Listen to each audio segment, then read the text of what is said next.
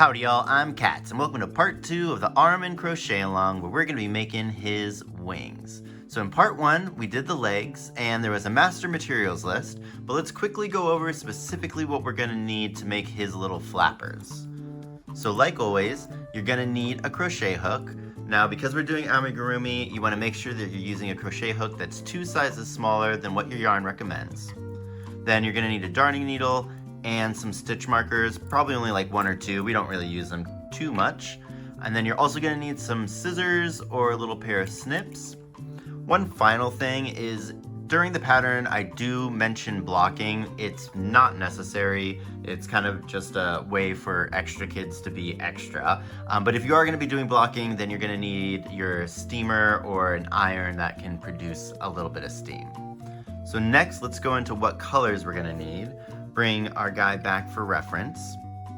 So for the wing, we're going to need our purple or amethyst for the wing body. Then we're going to need the dark heather gray for the little wing spike. And then we're going to need the carrot colored yarn to do his details. The fingers, I think is what they're called on a wing. And in the video, I am going to be doing this full color version, but if you are one of the people who are doing the simplified color version, then the yarn that you're going to need is the Parchment, which is going to be for the wing proper and his little wing claw, and then the color that you're using for the body, in our case plum, to do his little fingers. Now there is one other thing that I am going to mention. To get this kind of stitch pattern in the wing, we're going to be using something called reverse style stitches. Now I've got a whole video that'll link up there on how to do reverse stitches. It is required viewing because there's so much of this pattern is going to be in it. In that video, I go into depth on how to do the stitches, some alternatives if you don't want to do the stitches, but just something that you're going to need to know. I'm not going to go in depth during this video and during this tutorial. So if you want to learn more, then definitely check out that other video. And then one final thing that I want to mention, it was a super busy week here, so I filmed most of this in the morning over the course of a couple days, so there'll be some set changes, and that morning sun sure does like to change a lot, but I try to keep the lighting as similar as possible. Alright, but I think that's it, so let's get into round 1 of the wing. See you there! Alright, so wing side A is gonna be pretty simple to start. We're just gonna do a chain with some single crochets in it. However, we want the tail of this chain to be pretty long because we're gonna be using it to rework over the wing as like the last step. And the length of the tail is gonna be determined by the yarn weight that you're using. I'm doing a DK or a yarn weight 3, so I'm gonna make a 3-foot long tail, which is like, what, 90 centimeters? If you're gonna go bigger, like let's say you're using a yarn weight 4, which is like a worsted or an Aran, then you're gonna wanna use a 4-foot tail, or what is that, 120 centimeters? And then if you're doing a yarn weight 5, a chunky, then you would go to a 5-foot tail, or like a 1.5 meter long tail. If you're going smaller, don't worry about it, just use a 3-foot. And if you're worried, just go a little bit bigger. This measurement should give you enough wiggle room, but you know, when in doubt, just do more, because you definitely want more in this situation than you want less. Alrighty, so then one other thing I will say when we're doing this tail is I've got that long tail right here, and I'm going to do my slip knot by crossing my working yarn over and then pulling it through the knot, or the loop, I suppose. And this is just going to make it so that the tightening side of this slip knot is going to be the working yarn, and it just makes it a little bit more stable in my opinion, but you do you. Alright, so we're going to start off with 22 chains. So 1, 2, 3, 4, 5. Gonna need more yarn, huh? 6, 7, oop. 8, 9, 10. I don't know what it is about doing chains on camera, but they are so difficult. 11, 12, 13, 14, 15, 16, 17, 18, 19, 20, 21, and 22. Perfect. So then for our first single crochet of row 2, we're going to make it in the third back bump from our chain. So if I spin this over to the back, we got back bump number 1, back bump number 2, and then here's back bump number 3. Perfect. And we're going to just single crochet all the way down, which will be 20 single crochets. Now by skipping those first couple of stitches in the front of the wing, that's going to actually create the tip. So you'll see that more throughout the pattern as we make the other points of the wing. I feel like working in chains is the worst part of crochet. It's my least favorite thing to do. Like, give me ends to weave in. I think I'd even like rather untangle yarn than have to work into chains. I just feel like they're so delicate and it's super tricky to kind of like get them down right so that the tension's good, so you don't have it like too tight or too loose. I don't know. I always think that in general, if you can work foundation crochets for your starting row, we can't do it on this one because we wanted to make that tip, but I just think those stitches kind of come out more even. You get a nice kind of stretch to the bottom of your stitches, but I guess that's neither here nor there because we're not doing it. Just the things that I think about when I'm doing the most tedious version. Okay, we're almost at the end.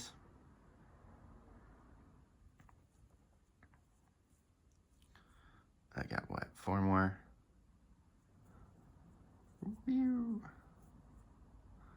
But yeah, I don't know.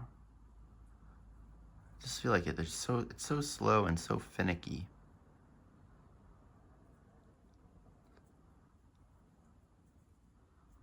All right, cool.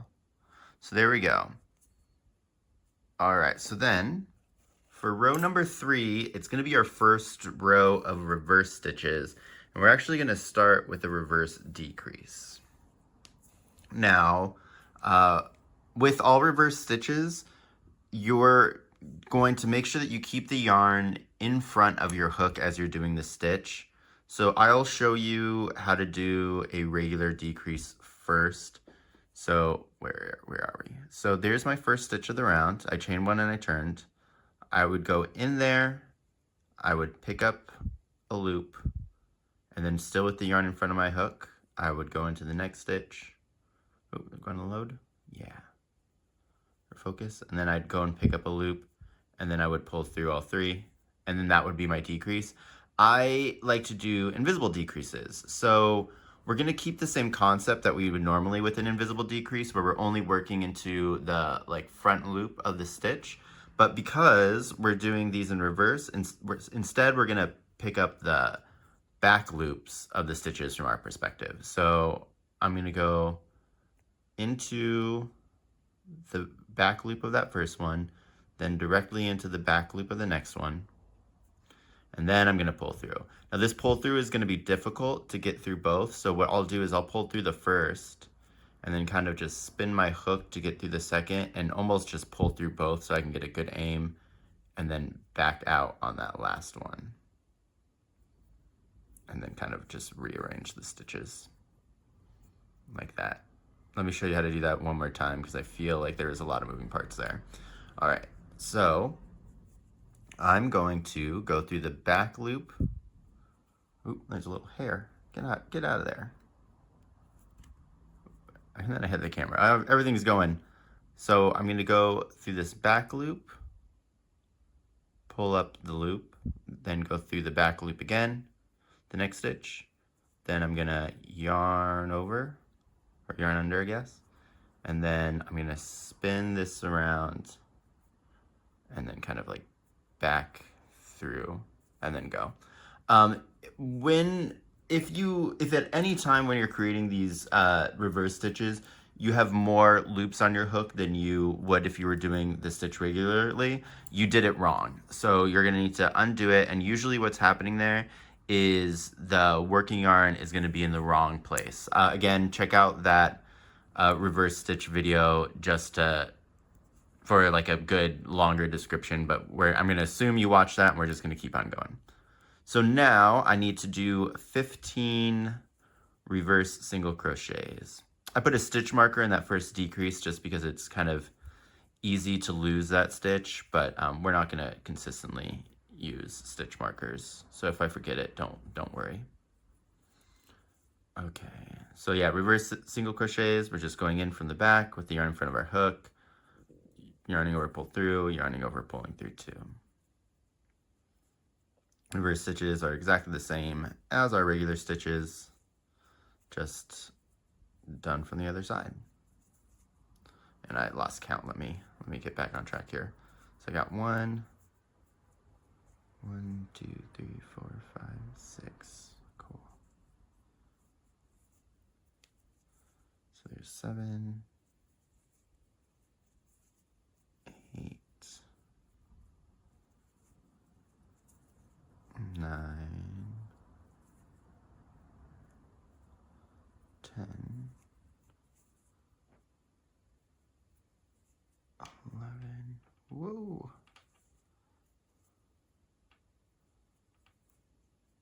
12, 13. One thing that I will say is kind of be mindful of your tension, because it's pretty easy to go too tight when you're doing these reverse stitches. And 15. All right, so here's my 15th.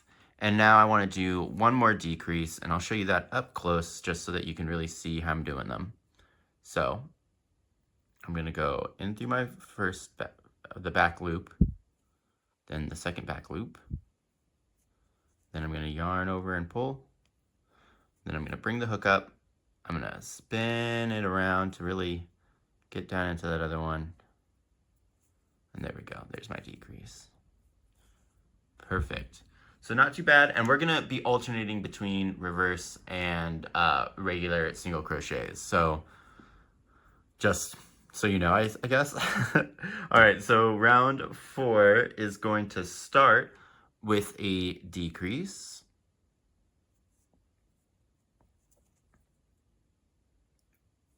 Maybe. Yeah, there we go. And then we're gonna do 14 single crochets. So there's 1, 2,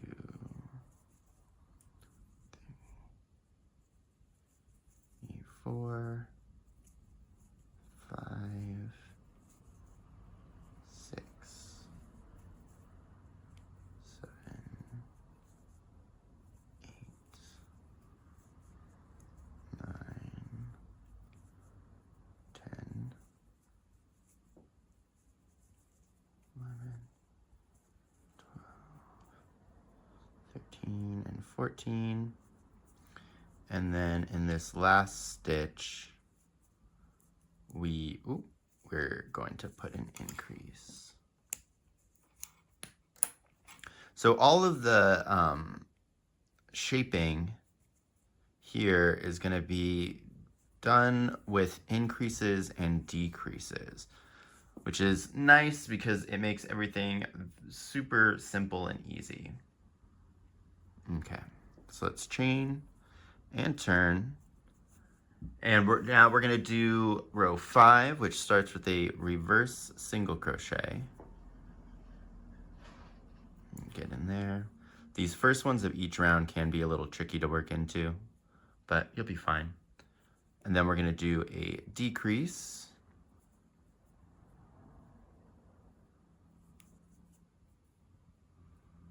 Whoop. Cool. Then 12 singles and another decrease.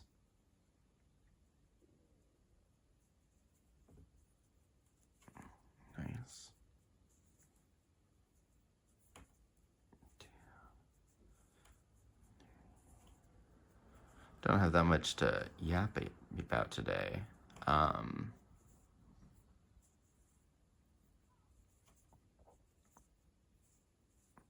I just woke up, had my cup of coffee. I think it's 7. So yeah, nothing crazy has happened yet for me today. Just getting this filmed for you guys. Let's see. It's definitely stopped counting there.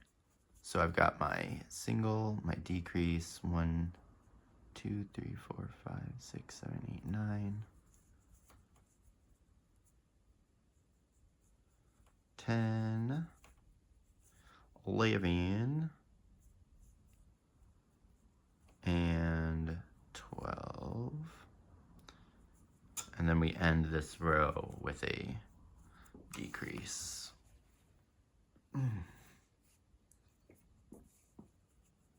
Okay.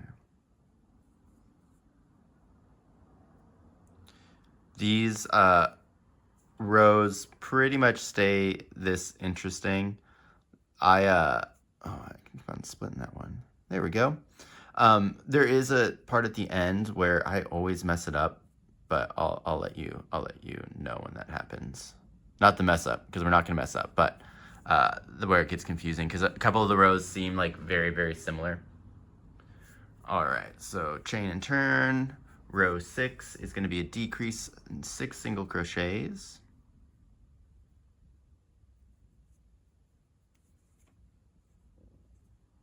Ooh.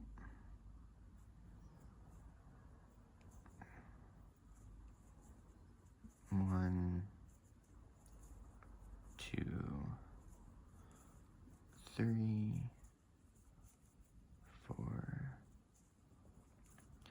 5, 6, and then another decrease. Then we'll do, ooh, so drop that.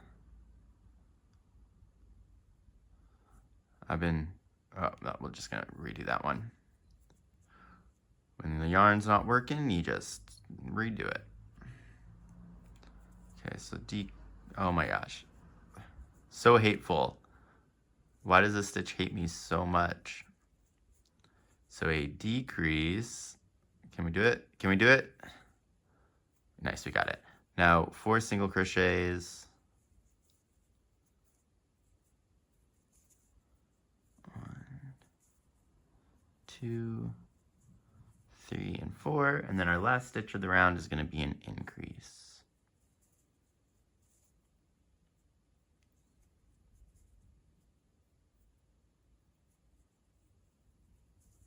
Okay. Now onto row 7. Another one of our reverse rows. We're going to start off with 4 single crochets. Oh, that was just the one loop. There we go.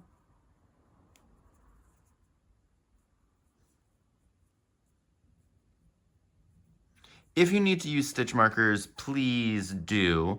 I know that sometimes when working in rows, I like to use the stitch markers just because it can be hard to find them. But if you've noticed, I've been turning against my work, which kind of helps to push out those last stitches on each row.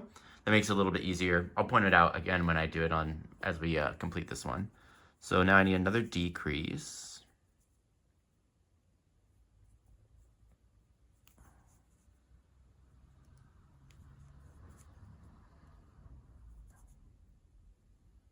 These reverse decreases, I tell you what, man. Okay, then we just have 8 singles, and then I'll show you what I mean with this turning.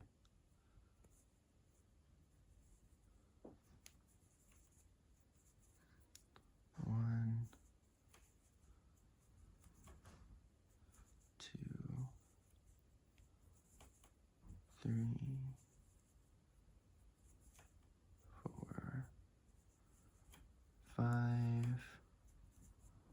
6, 7, and 8. All right.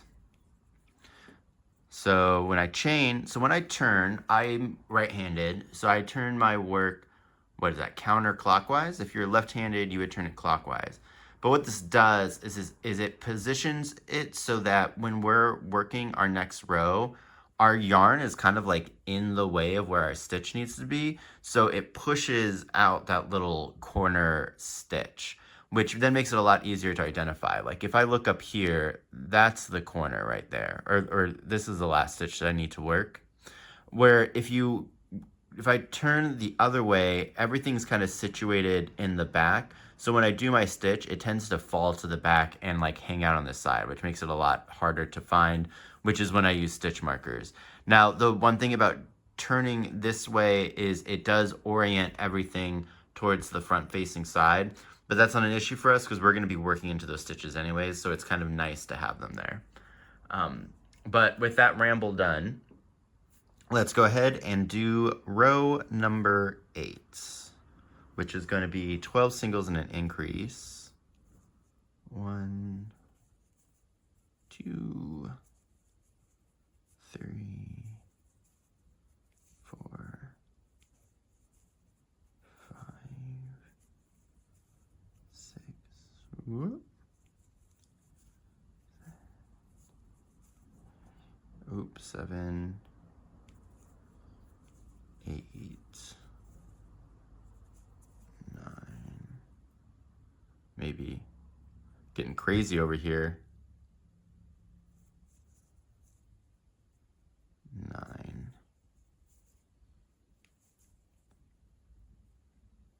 10, 11, and 12, and an increase. I think the other thing that helps me identify them is because from like creating the pattern to doing the pattern testing, I think this is like maybe the 5th one of these that I've made. So pretty fresh in my mind, I suppose. All right, so now we're going to chain 1, 2, and then row 9 is going to be 14 reverses, and this is where we're going to make our first point in our ring. So let's go, or wing, let's go to the back. So 14, so there's 1. It's going to be pretty much down this whole row. 2, 3,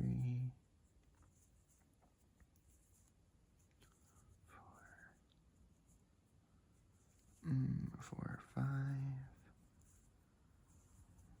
6. You'll get really good at doing these reverse stitches. I also kind of wonder, let me know, I don't have any of those ergonomic hooks, but I feel like this hook style makes it really easy to do these reverses because of this like fat part in the way. I can pretty easily like flick and move that around to really do like that full rotation with my hook. But I wonder if you're using one of those ergonomic hooks, if it makes this like harder or easier for you to do. I actually have never really used any of the ergonomic ones. I really like kind of like the slim profile of these and the fact that you can do Tunisian with these straight hooks. All right, so there's my 14th. And now we're going to chain 3, 1, 2, and 3, and then turn our work. So like we did for the beginning, we want to work through the back bump of our work for this next single crochet to make this other wing point. But obviously the back bump is on the bottom and that front loop, or the 2 little V's are on the top. So still think about it as going through the back bump, but technically we're going under those 2 V's. We just want to make sure that we pick up both of the loops for that chain. And this starts off round 10 with 2 single crochets. So I'm going to put 1 in there and 1 in my next one. We're going to do a decrease. Nope. A decrease. Then 3 single crochets. Sorry for that motorcycle. 3 single crochets, 2 decreases. This is really gonna kind of give that curve to that wing.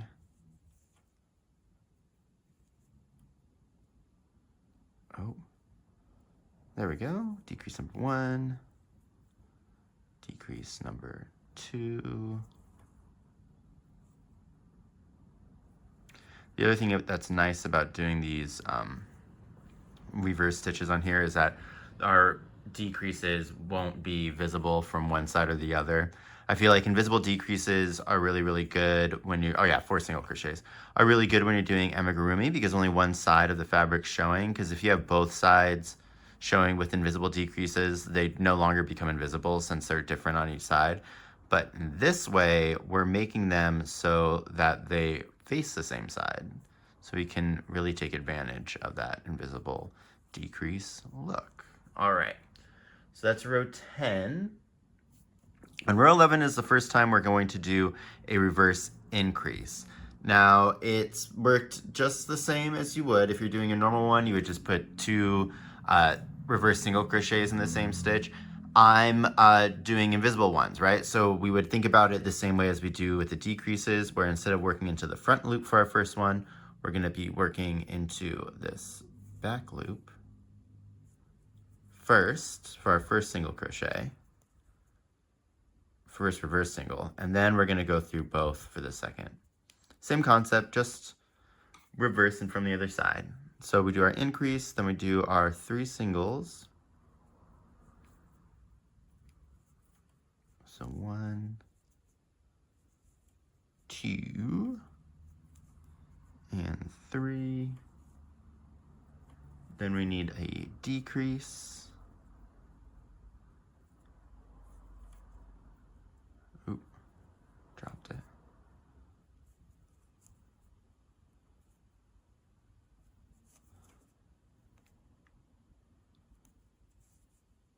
Okay. Our decrease, 3 more singles and then a decrease. 1, 2, 3, and a decrease, and that finishes off row 11. You can really kind of start seeing the curve that we're getting in our wing now.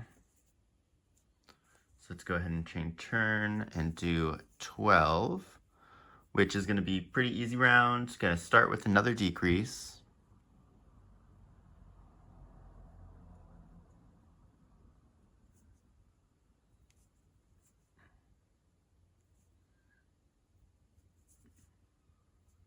Then 7 and an increase. These are the rounds that I can start to get lost in them. So decrease 1, 2, 3, 4, 5, 6, 7. And because of the way that everything's leaning, this last stitch to the increase might kind of look like it's on the side, but don't worry, it's pretty, it looks like the stitch that you should be working into, but just don't forget if you lose it. But increase into there, making sure that you get both of those loops. Oh, I lost it. Okay, so I went through 1, and now I want to go through both of you little guys. Come on. Come on. There we go. Nope, nope. Apparently, no, we don't go.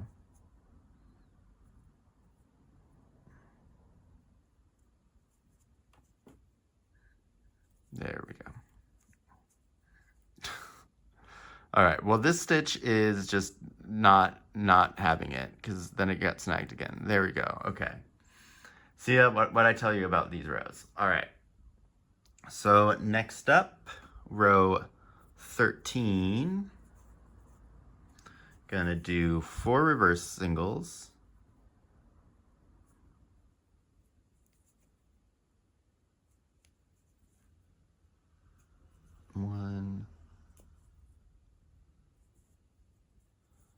2,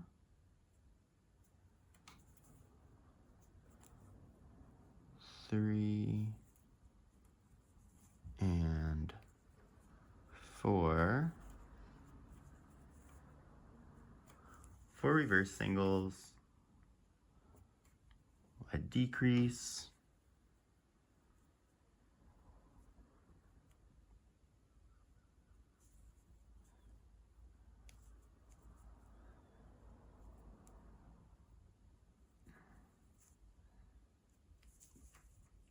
two singles, and then another decrease. 1, 2, and another decrease. Oh, I didn't get all that stitched. There we go. And another decrease. Cool. So that's gonna be row 13. Let's go ahead and turn. For 14, it's gonna be 7 single crochets and an increase. So 1, 2, 3, and 4, 5, 6, 7 and an increase, 7 and an increase. Okay. Nice. And then this is where we're going to put our next wing point.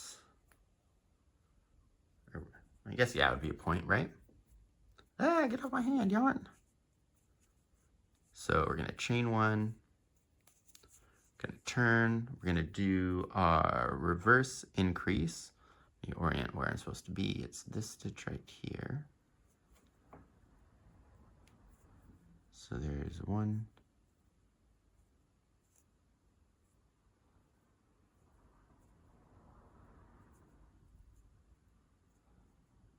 there we go.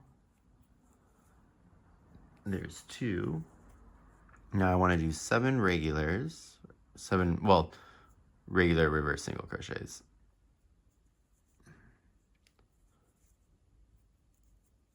Or I guess regular meaning single crochet. So that's what, 1, 2, 3, 4,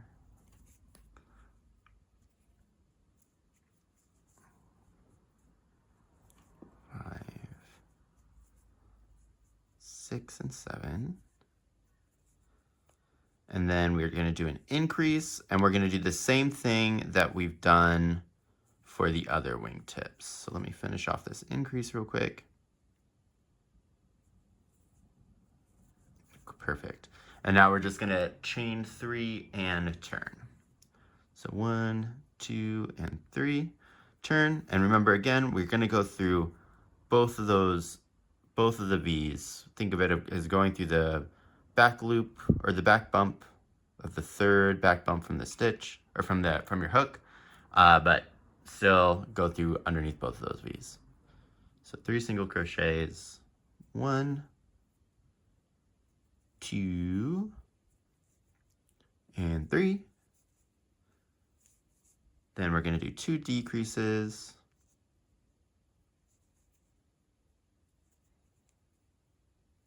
Decrease number 1, decrease number 2,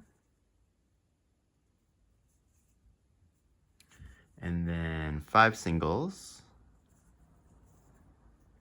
1, 2, 3, 4, and 5. Okay, and then we're almost at the end here. So a couple more rows to go. So this next row is going to seem like it's super, super short, but don't worry, it's supposed to be like that. So we're going to chain 1 and turn, and we're going to do a increase, reverse increase.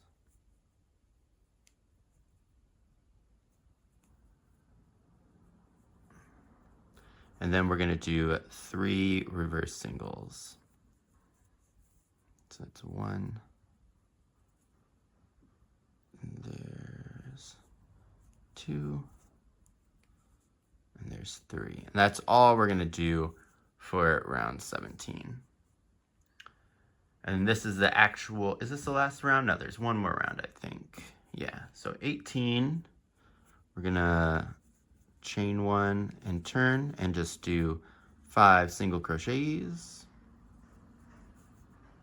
1, 2, 3, 4, and 5.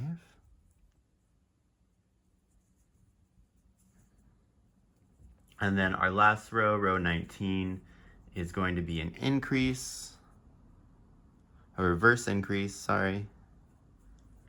Reverse increase 1, reverse increase 2, then 3 single crochets, 1, 2, and 3, and then 1 final increase. So there's 1, and our second stitch of our increase. Perfect. So that is all the basic stitches for the wing. So let's go ahead and give this a chain to lock it in place. And then I'm going to cut it, leaving like maybe about an inch tail. Doesn't need to be too long. And cool. So there we go. So that's our basic wing shape that we're going to need. So now we just need to finish off the wing. And the way that we're going to do that is we've got this super, super long tail, right? Let's go to the back of the wing. You can tell the back by this stitch pattern. This is the back. This is the front.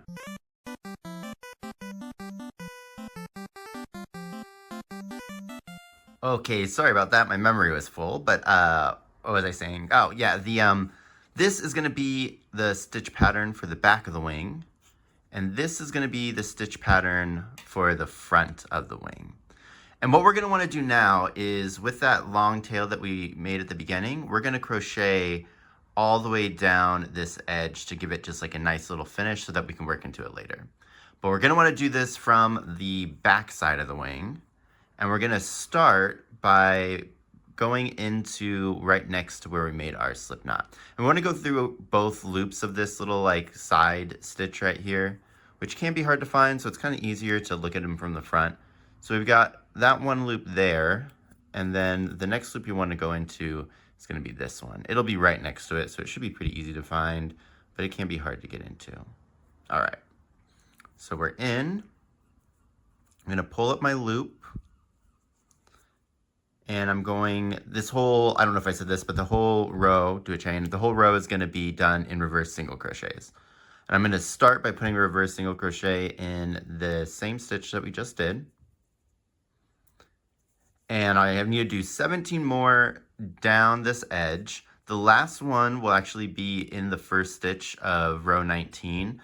But we're going to aim to try to put one into each row. And it can be kind of hard to determine when you're working on the side how to do it. So I'm going to show you kind of the strategy that I use. So first off, we want our next one to be in those 2 loops. If I turn it to this side, we can see that that one that I just did is in this row. So the next one should be in this row somewhere, like this row that's coming through right there, which is those 2 loops. So I'm going to go into both of those. Yep. And pull up. And pull up. There we go. All right. Now, if we look kind of closely at what we have back here, it kind of looks like we've got like a bump, a little flat part, and a bump and a little flat part. So I found that the best kind of guide to use is those bumps, and then we just put 2 single crochets, or in this case, reverse single crochets, in between each one of those bumps. So I'm going to do it with you so I can show you. But here's our first bump right here, and it looks like our second bump is right there.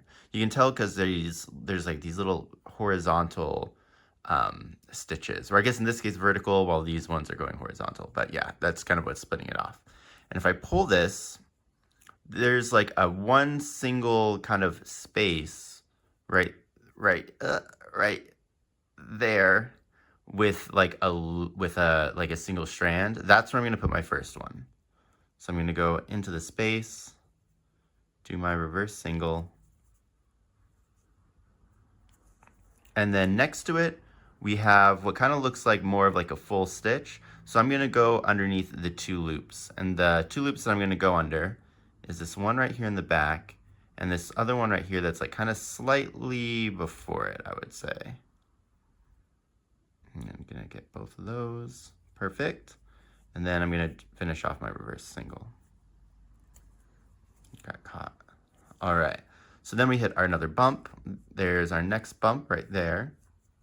There's the space. So I'm going to go into the space. Then we have our 2 loops, which there's one, and then the next one, which is like kind of slightly in front of it. Perfect. And bump and bump. So first space is next to this bump. And our next one is over here, these 2 loops. Now, there's a whole bunch of different ways to kind of work down the edge. You might have your preferred method, and go ahead and use that if this isn't the way that you like to do yours. Our true goal here is to kind of have identifiable locations so that on the other wings that we do, we're going to be putting them in the same spot. And that's especially important because when we get to wing side B, we're going to be doing this as well, and we're going to sandwich those together, and we're going to be using these stitches. So you want those to be as lined up as possible. So identifying the location to put your stitch in and doing that consistently throughout the whole wing, I suppose, is really going to help you in the future, kind of set you up for success. But yeah, so bump, bump, and bump. There's the space. I'm going to go in that space. Then next up is going to be my 2 loops, which one is here, and then one is here. All right, bump and bump. I think they're kind of clear to see. They might be easier to see when you're doing them, or even like pulling them apart, kind of like I did that first time. And there's the 2 loops. Alrighty. And then I got bump and bump. These rows that either start with the increases or the decreases can be a little bit harder because it's going to look like it's smaller space in between those bumps, or even the stitches are just like kind of a little bit harder to find or get into. But just be patient. You are doing it right. All right, so I'm going to do one more. So bump and bump. And then we're counting them because I completely lost count. So there's one, and then my 2 back loops. Oop. Nope. There we go, there's one of them. And there's the second one. Perfect. All right, so let's give these a count.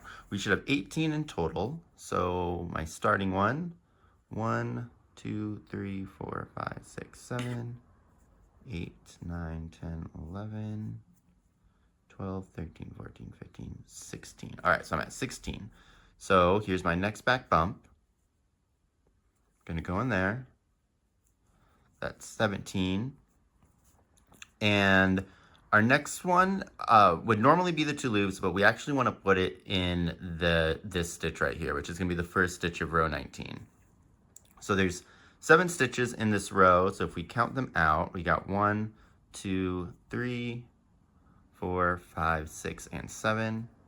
And we're just going to go right in there with the reverse single. You can think about this as putting it in the side of this stitch, just kind of like going through those bumps. But just make sure that it goes in that stitch. All right, so we got all those done. I'm gonna chain 1 to lock it in, and we can pull our tail through. And there we go. That is wing side A completed.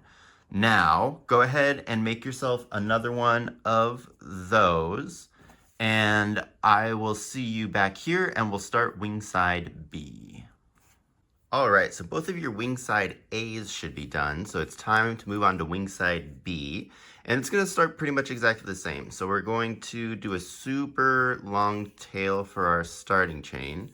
Remember, it's gonna be, if you're using yarn weight 3 yarn, it'll be 3 feet long or 90 centimeters, and then you'll go up by a foot or 30 centimeters for each yarn weight larger than 3. But after we get our long tail, we're going to chain 22, just like we did last time. All right.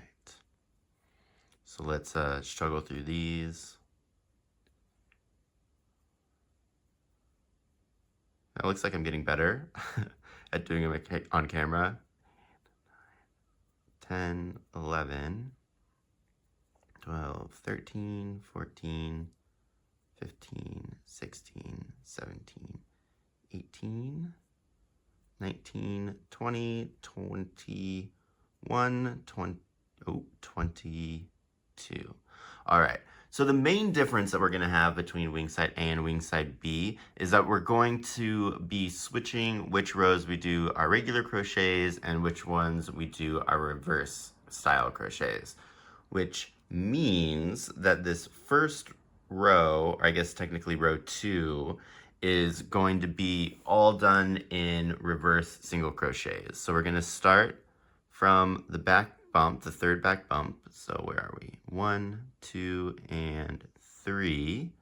So I'm going to start from back there, making sure the working yarn's in front of my hook. I'm going to go into that back bump and do my reverse single crochet. There we go. And then I'm just going to continue all the way down, and we should end up with 20 of these bad boys. These can be a little tricky just because, you know, it's already tricky working into the chain. And now we're doing a different kind of stitch pattern into the chain that you may not be used to. But you should be fine. Like I mentioned in the intro, if you don't care about the banding, or if this is a little bit too difficult for you to do, then feel free to just do your crochets as normal. You know, you'll turn. Oh man, that one got all wonky. Here, let me fix that real quick before I keep on going. Nope. There we go. What was I saying? Oh yeah, so feel free to just chain and turn and do your crochets as normal. No need to do the reverse ones. I just think that it looks better overall for the pattern, but you do you. The other option you have, instead of doing reverse crochets, oh my gosh, as mentioned before, is to, you know, be ambidextrous and just use your opposite hand when you go and crochet each row. I think that's a very high skill bar to kind of clear. So if you can't do that, don't feel bad. I can't either. But, you know, I feel like if you take the time to learn how to be ambidextrous, then you might as well use it. And I feel like this is a lot better than just, I don't know, eating with your other hand. Okay, so we're almost at the end of here. Woo.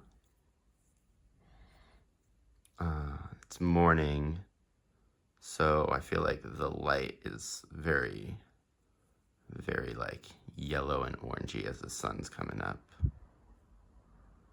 Probably also means that my voice is a little hoarser, but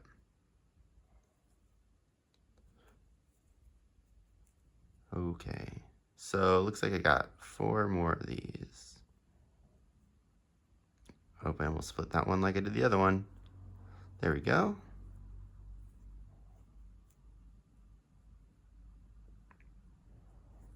Okay. So a couple more.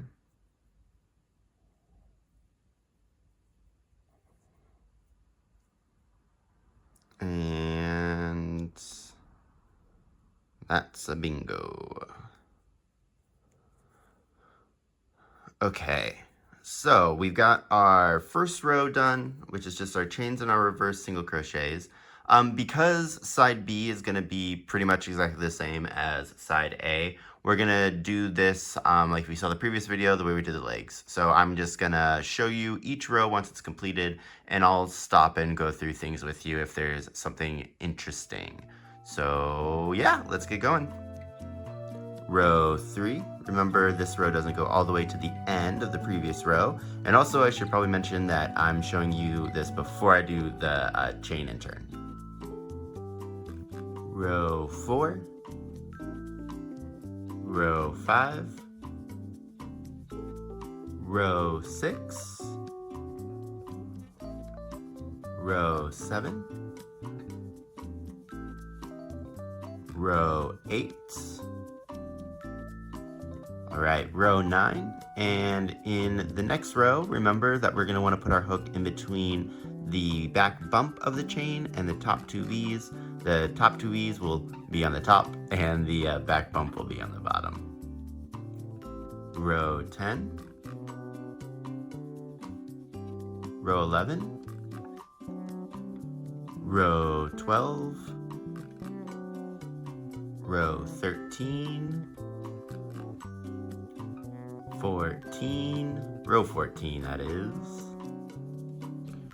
row 15, and remember for the first stitch of the next row we're going to insert our hook in between the back bump and the top 2 loops of the chain. The top 2 loops will be on top and the back bump will be on the bottom.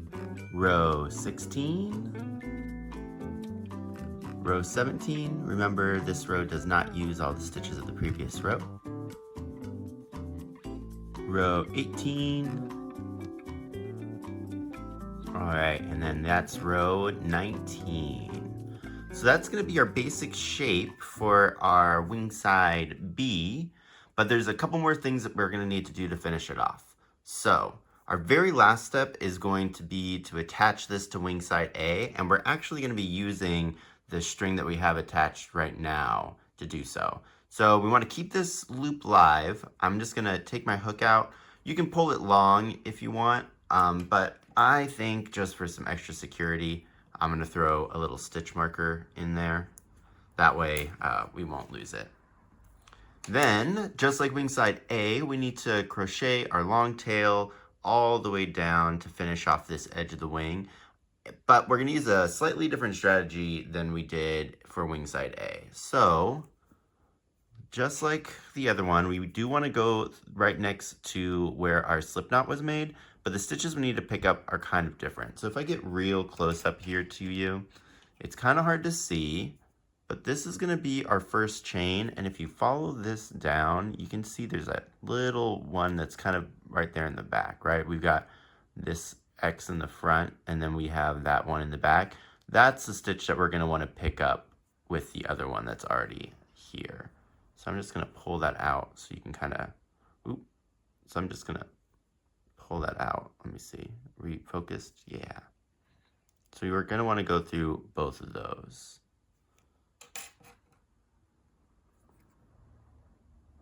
So there we go. Then we will pull up our loop, chain 1, and then I'm going to single crochet into there. Now we need to do 17 more with our last one going into that first stitch of row 19, but we need to figure out where we're going to go into here. So in like kind of theory, if we think about the way that we did it last time, we went into the space, then underneath both of the loops. We're still going to do that. So our next one, that first one was technically in the space, and the next one will be underneath both the loops. But how we're going to find these loops is from the front, it's pretty easy to see. So I'm going to just pick up that one right there. And then I'm going to kind of flip it over to the side so we can see where we're going. There's piece of yarn that's going up and down like that, and then there's one right here that's kind of almost looking like it's going more sideways. We want to pick up that more sideways looking one. Can you kind of see that? A little bit harder to see on camera, but I'll show you with the next one. This stitch is going to be a little tricky to pick up, but they'll be easier as we go on. Nope. There we go. Oh no, I missed it. Fully pulled out this time. It's okay. We are nothing but patient on this channel. All right, so again, there's that loop right there on the side that I need. I'm gonna go right into there. Perfect. And then I'm gonna do my single crochet. All right. So now we've got our bump, our space, and our 2 loops. So I'm gonna go into that space, pull up a loop. Then I'm gonna go into those 2 loops. And this one will be easier to see. So I'm gonna go up through the front one. Then when I kind of turn it over here to the side, we have the 1 loop there, and then we have another one that's right there. I want this bottom one. Again, gonna be tricky to work into, but not as bad. So I got there, and I'm gonna single crochet that one up too. Then we got skipping our bump into the space. I think that doing these 2 kind of steps to get into our 2 loops right here is probably the best way to go. The thing is if we pull directly into it, we're actually going to be going like, do you see that right there? How I missed it? I'm in like a giant hole right there, but I don't want that. I'm trying to pick up 2 loops that should be like a V. We're technically picking up the chain right now. So we want to make sure that we've got a loop underneath us so that we're picking up the right stitches. We don't just want to go straight in. So into the space, let me show you what I mean. So if I pull this apart really hard, that hole right there, that's the thing that I'm trying to not go into. I'm trying to go into the 2 loops that are forming that hole, this hole right here. So I'm gonna go up, turn it to the side, and then go into the 1 loop that looks like it's a little bit lower than the other one. Hope I split it that time.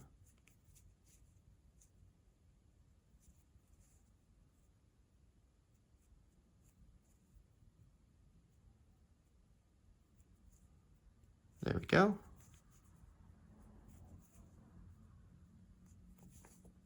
Okay. And again, you might have a different strategy for how you like to do this. This is just mine.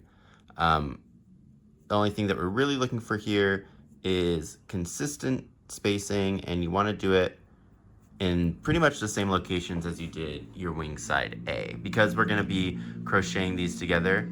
Wait for that motorcycle. Because we're going to be crocheting these together, it's really good to have the stitches line up, because that's going to make our life so much easier later. There we go. So we got a space, and we're coming up on where there's going to be some decreases at the front, so they're going to be a little bit trickier to work into, but we got this.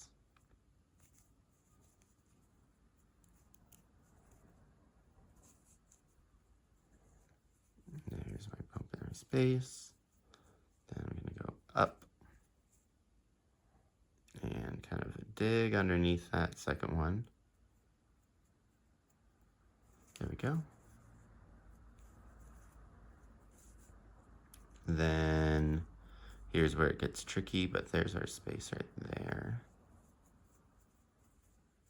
Then let's give it a count, because I think this is probably 15 or 16. Oop, almost lost it there. There we go. Okay, so we've got 1, 2, 3, 4, 5. Nope. 1, 2, 3, 4, 5, 6, 7, 8, 9, 10, 11, 12, 13, 14, 15, 16. I'm a genius, really. So then 17 will be in our little space over here. And then I want to put 18 in the first stitch of row 19 of the wings. So this has 7 stitches in it. 1, 2, 3, 4, 5, 6, and 7 hidden back there. I go in there and do my last one. Cool. Then I can chain 1 and then pull that tail through. And we've got that little side part done. So what I'm gonna do now actually is I'm gonna block this real quick along with my 2 wing A's. If you can tell right now, it's a little like wobbly and wonky, which is fine. The shaping is kind of weird because we did all those decreases, so it's kind of pulling itself in weird directions, not to mention the reverse single crochets are having an effect. So I think blocking is a good idea. Is it necessary? No, but it is gonna make things easier for us, and I'm all about putting in a little extra work to make things easier. I'm using acrylic, so in order to block, I'm just going to use the steam from my iron. If you have a steamer, that's good. If you're using wool to block it, you're going to want to soak it in hot water, and then you can just kind of squish it out and let it go. And then if you're using cotton, I would use steam as well. Just remember that we're not going to press our irons onto it, because 1, if we're using acrylic, it'll melt.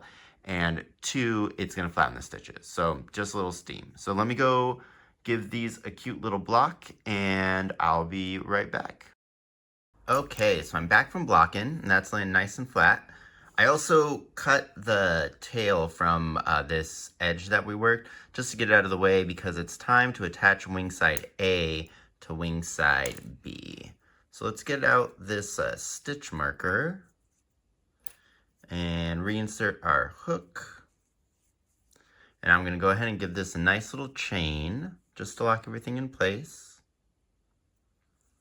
And now what we're going to do is we're going to attach these with the wrong sides facing each other. So how to tell, let's grab a wing side A. Doesn't matter which wing side A you grab because they're both the same. This stitch pattern right here is going to be the right side. And this stitch pattern right here is going to be the wrong side. And what we're going to want to do is put these 2 wrong sides together. So let me grab that, match this up right here. And we're just going to slip stitch these together. Now we want to put a slip stitch, well, we're going to aim to put a slip stitch in each row. And then we also want to keep the slip stitches kind of close to the edge. So we'll think about this the same way that we did when we were working our single crochets along that raw edge. So for my first one, I'm going to go into here underneath both of those side loops of that stitch, and I'm going to try to pick up both of the side loops of this one. So where would those be? Here, let's try to find them. All right, so there's my single crochet, there's the chain that I did on the end of it, which means that those 2 little side ones should be right there. So we'll go ahead and slip stitch those together. Nice. And then it looks like we got our bump. So then our next one should be here. Whoop. This can always be a little tricky. And then I'm going to put one in this little corner space right here as well. Now we're not making these slip stitches tight, we're making them so that they're not loose either, you know, just right. Now we'll get up to this side. So this side has some nice V's for us to work in. And what I'm gonna do is I'm actually gonna go into those V's. So we're gonna use the back loop of the side closest to us and the front loop of the side furthest away. This is just gonna position our slip stitches in the middle, and it's gonna reduce bulk because remember, we kind of want these to be hanging out on the edge of our piece. We don't want them to be really deep inside. Giggity. Okay. And we're getting up to our first little wing point. Oh, there we are. Okay. So it looks like we got one more up here before we get to our wing point. And then we're gonna do a little something here. All right. So if we look at the little turning point here, we've got this little bar, vertical bar here, this stray, where is it? I just saw it. Oh, maybe it's gone. Thought I had a little thing in my Band-Aid. All right, let's get back in there. So we have this stray little bump up here. Got that on both sides. We're gonna try to go into that. It's gonna be part of that, essentially like the turning chain.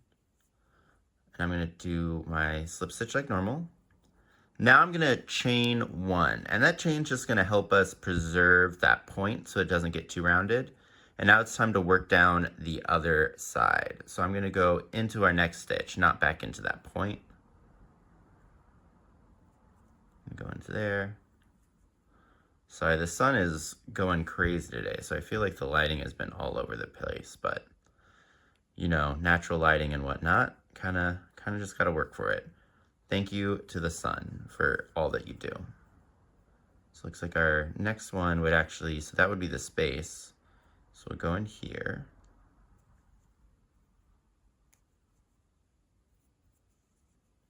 And over here. You'll be able to tell if your slip stitches are too tight because it'll start warping your wing and pushing it like over like that.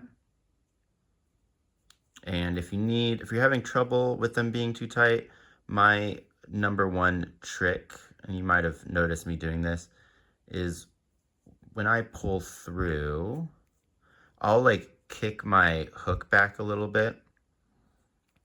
That just helps to kind of like elongate everything. So go into that little space right there.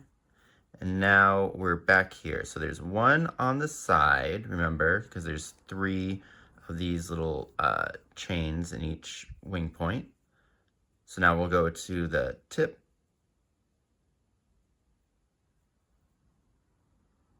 Going into there. And where's this one? This one's like here. Ooh, there we go. Slip stitch into there. Then I'm going to chain 1 to preserve my tip. And then I'm going to go into my next stitch, which did look like it got pulled a little tighter. There's the sun coming out again. All right, there we go.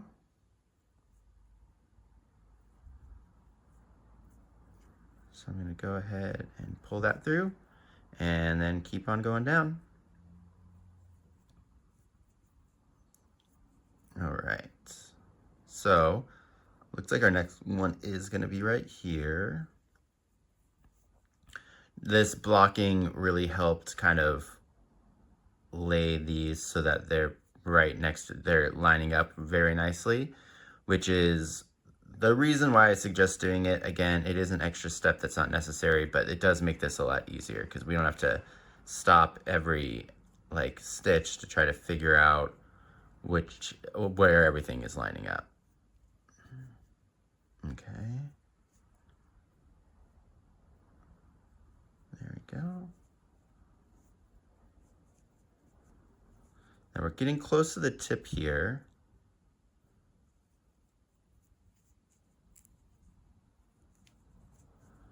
I'm gonna put a stitch here. Right there in that little span. All right, so we're at our tip. We're gonna do one in the side. And we're gonna do one in that little tip space, kind of like how we did on those other 2 tips.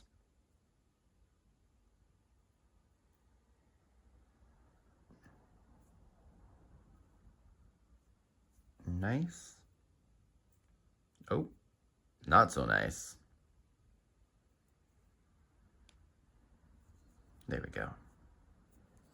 All right, and that's gonna be our last stitch. So we're gonna chain 1, we're just gonna make a little tail. We're not gonna be doing anything with it, so as long as you want. That one was probably a little too long. We could have made it shorter.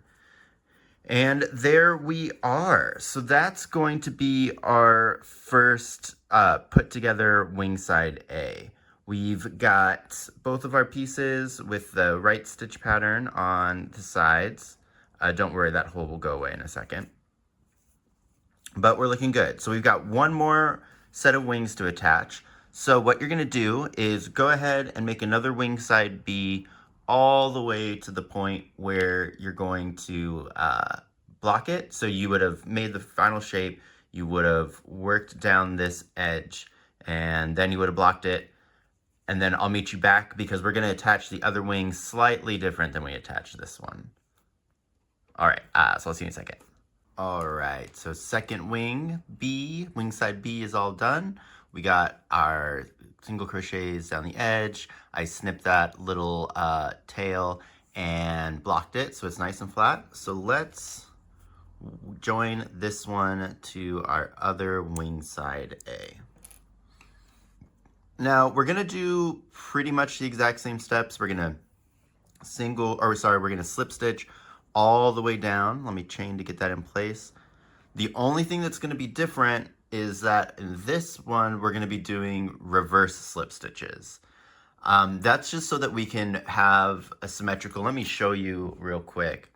So the front side of the wing is gonna be the side that has the top V's of those slip stitches on it. Do you see those? Like right there. So in order to get that on this side, we're gonna need to do them reverse so that the V's are on this side and the backbones would be on this side. So we got our chain. We're gonna put our wings wrong sides together. There's the right sides. There's what a wrong side looks like. So let's put that onto here. And this first one is going to be a little tricky, but we'll look into here. Gonna go underneath that the side of that stitch, try to get both of those loops. Then I'm gonna come back over here and try to scoop up these two loops right here. Like I said, tricky. Looks like we got it. And then I'm gonna yarn through both of them. And here you really want to do those kickbacks because it's gonna be real easy to work these reverse ones too tight. So just keep that in mind that we really, really want to work these so that they're just as long as they should be and not too tight at all. All right, so then we go into our next stitch, which I'm gonna put right in here. Another kind of trick here is we're going to be using a lot of different movements with our hook and kind of rotating it as we go. So if you pay attention, I'm going to pick up both of these loops, kind of. There we go. I want to go into there. There we go. So I'm picking this up. My hook is pointing down. Then when I pull up, I'm kind of scooping my hook like up. So now the crook of my hook, I think that's what it's called, a crook, is sideways, and then I'm gonna pull that through. Perfect. Now we're in the corner. I'm gonna go down, up, pull through. And now we're gonna do the same thing that we did on the other one, where we're gonna work in the two loops that are closest together. But this time we'll go into the front loop of the one in the back again, and then the back loop of the one in front of us. It just is kind of like a little bit of a different way of thinking about it. But we're doing the same thing. So I'm gonna go in there. Then our next one.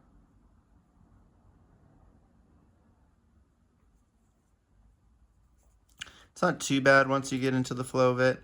Just remember to be mindful that you're not making your stitches too tight. Oops, almost tried to do a single there and make my life easier. All right, getting pretty close to the end of this section. Where are we? Also, by doing the stitches like this, where we're going through the fronts and the back, it helps us keep everything aligned. So this is like a good little checkpoint so that we can keep the rest of our wing aligned as well. So go into here, go into there. Oop. I think this is another one of those parts of this pattern that really shows that it is intermediate. You know, it's slip stitches are already challenging, so adding an extra dimension onto them isn't the best. But that's the side of that point. So now we need to go through the tops of these points, which again, I'm using that crook of the hook to kind of pull those. Well, to pull the one. That's the wrong one. Okay, well this time we're gonna have to just, I can see it. There we go. And I'm gonna pull that through. Alrighty. Oh, I missed some of it.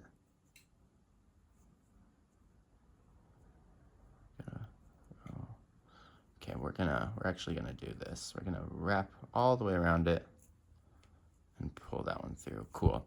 So now we're gonna do our chain like we normally would, and then we're gonna find the next side slip stitch, which would be here, and go into that. And now we're back on our standard slip stitch train. There we go. Where are we? So I want like here. Again, I think that's kind of why I said the aim here is to put one into every stitch, but the true goal is to keep them on the side, keep them so that they're not too loose or too tight, and we're really worried more about keeping them symmetrical with our other wing than we are with getting everything perfect in every stitch. Also, because these are slip stitches of the same color onto of the same color onto itself, I guess that seems like it'd be a redundant sentence. It might have been, but they're not going to be crazy too noticeable. So if you don't have like the exact number of stitches, don't fret. We're going to be doing some more things to kind of finish off these wings, which will pull focus from your slip stitches at the bottom anyways, so we don't really need to worry. Okay, so this one's going to be in that corner. Now we're at the side again.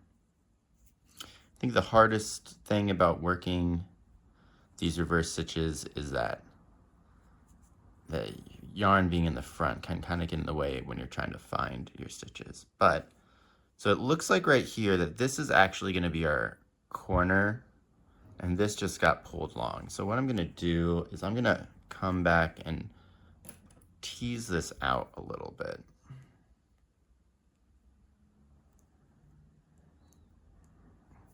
Yeah, okay. This might be a two-hand job. There we go. Okay. So I'm going to go into there. Nice. And then from this side, there we are. Let's see. Which one is it? This one. There we go. All right. So pull. Oop. Don't know why this stitch is the hardest one. Perfect. And then we're going to do our chain so that we can preserve our tip. And we're going to go into our next one.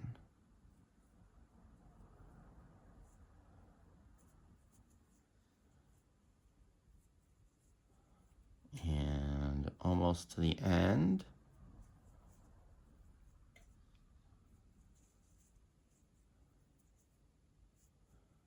Looks like the next one is actually here. Then we have our bump. I'm going to go into here.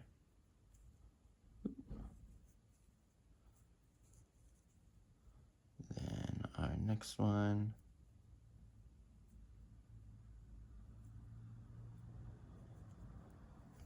Okay. Doing good, guys. We're doing good. Kind of concentrating just to make sure I can make this home stretch with you. Oh man.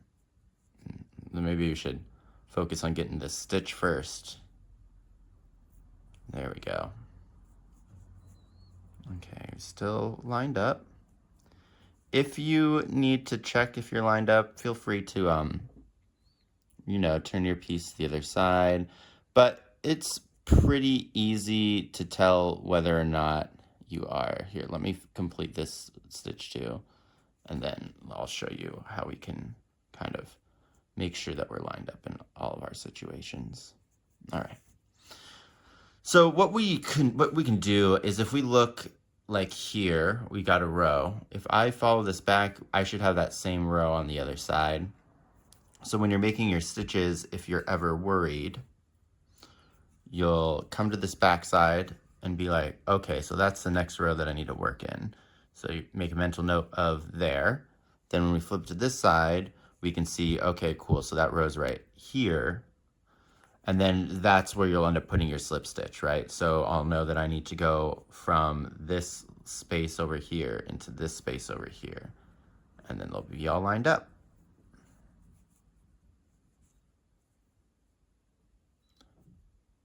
Okay.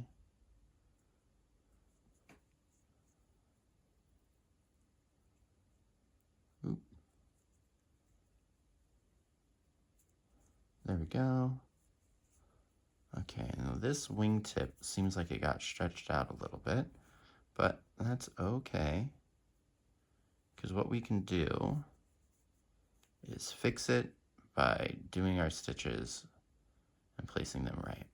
Remember that we're making essentially just a series of slip stitches, so any stitch that we put that goes through a previous row is going to affect the rest of the stitches of that row and the rows before it. All right, so there's that one. Pulled that through, and we need one more because we need to go into the tip. Oop. Got it. And let's see, which one is on here? So there's the chain, or like the, I guess that would be the top of the stitch. So we need the turning chain, which should be this one. And then we'll just go ahead and pull that through, and then we'll chain to lock it all in place and pull that flat. Okay. And now we've got a wing where our other stitches are here on the front. You see that? Our V's are on this side. So when we lay these next to each other with our V's upright, we got two matching wings. Nice. All right. So good job. We did first attachment for wing sides A and B, and we've got forever what will be known now. If we have these lying flat with the V's of our slip stitches facing us, the wingtip will determine what wing we're talking about. So I'm going to refer to this as the right wing and this one as the left wing. Remember, the ultimate wing point is going to be on the side that this wing is, and left and right from our direction, right? We're God in this one, so it's our right and our left. But yeah, okay, cool. So let's go ahead. That was way too long of an explanation. Sorry. I got distracted. Anyways, so let's go ahead and finish up the wing details and finish closing these guys off. All right. So the next part of putting our wings together and attaching them is going to be working up this ridge up here to connect them, putting our little claw up here at the point, and then working back down. And in order to do this, we're going to start on our right wing. Remember, it's the chains forward and wingtip to the right. And we're going to start off working in the carrot colored yarn if you're doing the full color version. If you're doing the simplified colored version, then you would use the same color that you used for the body, which would be the fig in the example. Okay. So the first thing that we're going to want to do is we're going to want to take this yarn tail. This one's kind of long, so I think I'm going to cut it just a little bit. And we're going to take it and we're going to put it inside in between these little wing points. Okay. Now I'm also going to take the carrot yarn tail and put it in here just to get ready for what we're going to do next. So let's bring this back together. And we're going to want to put our hook into where that slip knot was for that very last slip stitch. So there's our last slip stitch. The easiest way to find it is to kind of just like go underneath there and see where your hook wants to take you. And that should take you into that same stitch that you made the slip stitch into. Now we'll take the long part of the carrot yarn and I'm going to pull up a loop. When we put the tail on the inside like that, it kind of just helps get everything situated for us the way that we want to. All right, now in order to do these stitches up, we're going to be working through the back loop of the V closest to us and the front loop of the V further away from us as single crochets. Now we're not going to start with a chain. We're just going to go directly into our stitches, and we need to figure out which one of these is the first V. Now we should be able, if we're looking, to see that there's a regular V right there, and our other one, that is part of that slip stitch turn. So our other V is actually this next stitch, which is this one right here. Do you see how once I pull them apart, you can kind of see the difference between those? So our first stitch is going to go through the back loop of there. I'm going to go over those tails, and I'm going to go into the front loop of this next one, and I'm going to make a single crochet. Remember, there's no chain here to start this off. It's just going to help us bleed the tip to make it a little bit pointier. And now we're just going to continue doing this up. There'll be a total of 20 of these once we get to the top. So we did one, there's two, there's three, 4, 5. This is why that blocking is kind of helpful, because now these stitches are laid correctly. If you didn't block, this might be a little bit more challenging, but remember, we're going to be doing 20, so you can always count down from the top. And if you do count down from the top, should actually probably show you that now, just in case. The last stitch that we're going to need to work into, so if we look at the top right here, this is a stitch that we made when we started to work down the edge. This stitch right here is the turning one. So this last little crinkly guy, I don't know if I can get it to focus on there. This little crinkly guy right there in between my fingers, that's going to be the last stitch that we need to work in. It's going to be hard to find, but that will be, if you're counting backwards, that would be like 1 and then 2. But hopefully you won't need to do that. Did I get that? Yeah, okay, cool.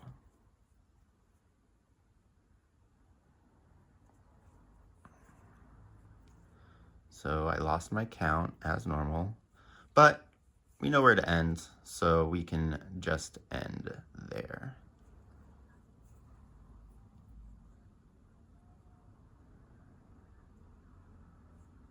There you go.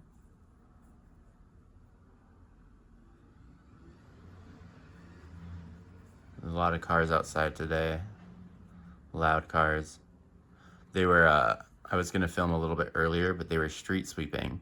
And so they finished the first thing of street sweeping, and I start going. And then, no joke, like 5 minutes later, they came back. So they must really want to get those streets clean today.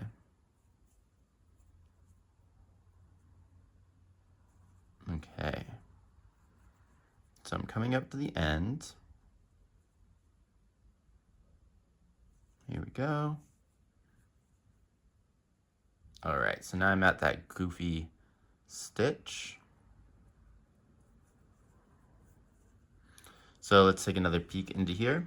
So we have one of our 18s that go down that side. that weird little corner turning chain, and then there should be one stitch right here that's in the middle of it. And then on this side, it's gonna be even harder to kind of see it, but there's one of our 18s working down. That's the corner turning. And then this little weird guy right here is the next stitch that we want. So this one's gonna be pretty hard to kind of work into the tops of, or I guess like the independent stitches of. Just kind of wiggle your way in there. Nice. And then, see, there we go, it's a stitch, turning. Here's a stitch that I want. I'm really gonna... The reason that this stitch is so hard is because we worked into the side of it when we were using our tail to get down the edge. So it made this little space a lot tinier and smaller to get through. All right, and now before we complete the final stitch of this, we're gonna pull through in our color to make our little claw. So if you're doing full color, that's gonna be in this dark heather gray, but if you're doing the simplified color version, then that's going to be in the parchment. All right, so here's where we're gonna be doing a spiked bobble, and we're gonna be doing, well, a reverse spiked bobble, and we're gonna do that reverse spiked bobble into that corner turning chain. So it's gonna be hard to get this first little push into there, but it will get easier. So first things first, we're gonna take that gray tail and we're gonna tuck it on the inside, and we're gonna make sure that we encase the carrot colored yarn in each one of our steps for the reverse spiked bobble. So I'm gonna yarn over and I'm gonna go into the turning chain. Remember, there's that V for going down, but I want this turning chain stitch. Got in, and now I need the turning chain stitch on the other side. There's our V to go down, which means that this next one right here is the turning chain. Perfect. And I'm gonna make sure that I'm going over my carrot yarn. I'm gonna yarn over, pull through, yarn over, pull through, 2, yarn over, go through that same location on both. Make sure we got it in the back, yep. Go through, yarn over, pull through, 2. Then I'm gonna chain 1 and chain 2. Grab my little needle to help me out in this next step.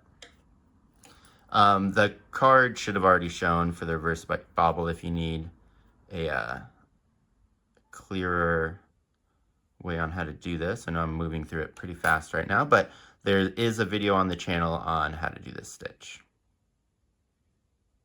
So I'm going into there, I'm pulling through those 2 loops, and then yarning over and going through. Perfect. All right. And remember that the reason that this is going to be reverse spike bobble is we're going to keep that point on the back side. So I'm going to pull through 2, keep that point on the back side. I should have 4 loops on my hook. And I'm going to also complete this stitch with my carrot colored yarn, just because that's what we're going to need to work down the rest of the wing in. So I'm going to drop the gray, keeping it in front of the carrot, and I'm going to pull through all 4 loops on my hook. Cool. Give that great tug just to make these nice and tight. We can cut that gray yarn now, so we're not going to need it, and we can tuck it to the inside. Don't worry, there's going to be so much going on the inside of this that gray is not going to get lost, or come out rather. All right. So now, working down the side, we're going to do the exact same thing that we did here. We're going to just do 18 single crochets using the front loop of the side closest to us, the back loop of the side closest to us, and the front loop of the side closest away, and just keeping our stitches lined up. So I'm going to go into this front loop right here, pick up the back loop, and yarn and go through. Give that gray another tug now that we're fully in there. Give it a tug on both of those tails just to make that stitch nice and tight. Okay. throw those in, and let's keep on going. So there's 1. Oop.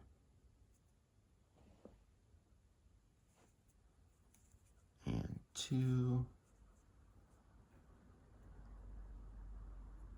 3. This is where I was saying that like it's kind of important that we make sure that we put those stitches in somewhat of the same location on both sides, just because the lineup of this is going to be so much easier. So where are we? 1, 2, 3, 4, 5. There's a little hidden one right there.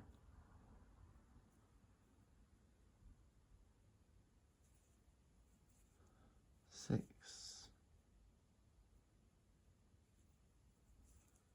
7, 8. Little hair of the roommate there. 9.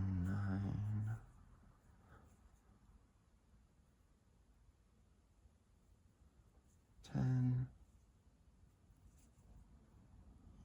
11. Oop, just kidding.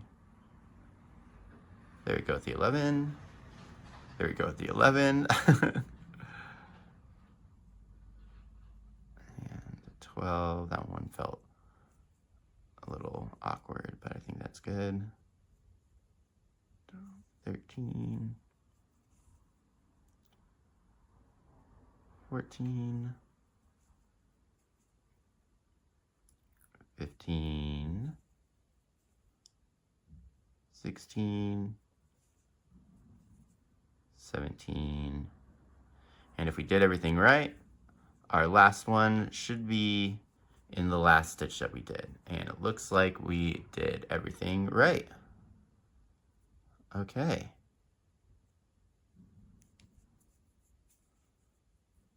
Ooh. So there we go. So there's our last one. We're just going to go ahead and chain to lock it in place and cut it off with a little bit of a tail. And then let's talk about this for a second. So I'm going to pull that. I'm going to kind of squish my point and pull it forward just so that we know it's situated.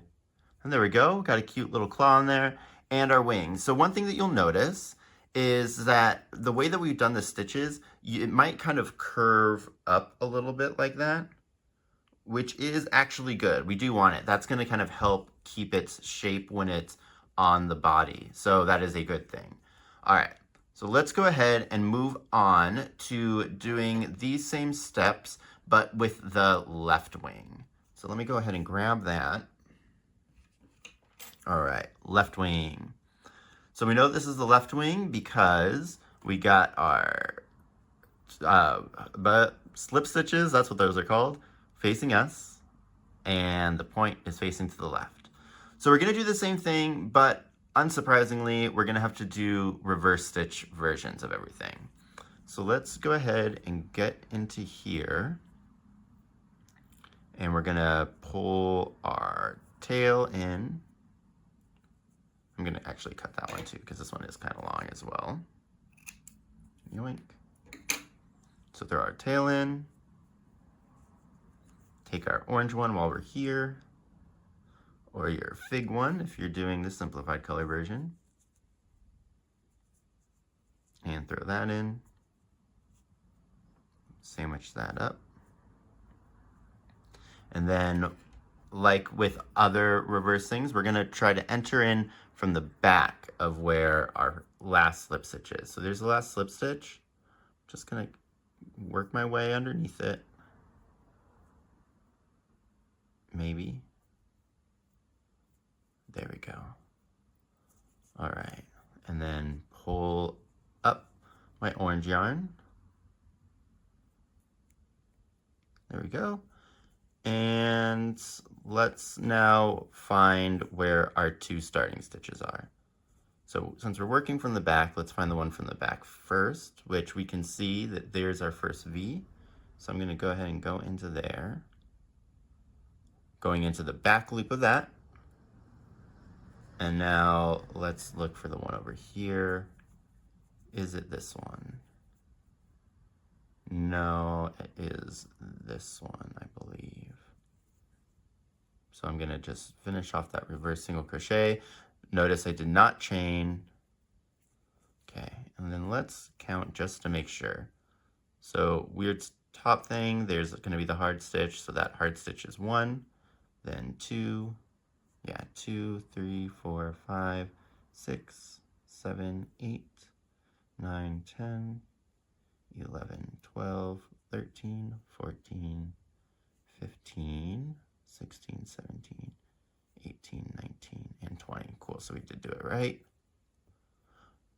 There's an example of doing that count check. All right, so now we just need to continue our reverse singles all the way up. How's that looking in the front? Does that look good? Yeah, okay. Boop, boop, boop, boop, boop.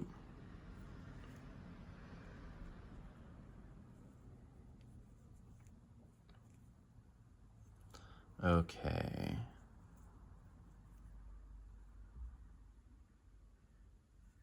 Yeah, I don't have a lot of say. I'm sorry, this part I think just takes a decent amount of my concentration to do. I think it's just because it's going through these loops in like just such a way that you kind of gotta think about it.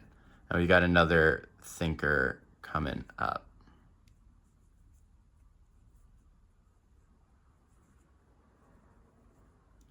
All right. So I think that I am also going to count these again just before I do that last stitch, because I always just feel like these reverse stitches, sometimes you need to just really make sure that you're doing them right. Oop. Oop. Especially when you can't even grab them.